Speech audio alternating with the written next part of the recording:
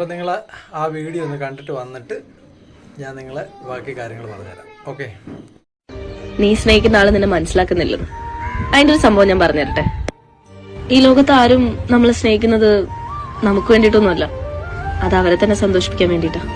പിന്നെ നമ്മൾ ചെയ്തോടത്ത നല്ല കാര്യങ്ങളൊന്നും അവർക്ക് വലിയ ഓർമ്മയൊന്നും കാണത്തില്ല. പക്ഷെ നമ്മൾ എന്ത് ചെയ്ത് കൊടുത്തില്ല അതിലവർ നല്ല ബോധമായിരിക്കും. നമ്മൾ ഇപ്പോൾ ഞാനൊരു ഫേസ്ബുക്ക് വീഡിയോ കണ്ടുകൊണ്ടിരിക്കുകയാണ്. അപ്പോൾ നോർമൽ കേസിൽ നമ്മൾ ഇടയ്ക്കൊക്കെ ഫേസ്ബുക്ക് വീഡിയോ കാണാറുണ്ട്. അപ്പോൾ അങ്ങനെ കണ്ടൊരു വീഡിയോ ആണ്.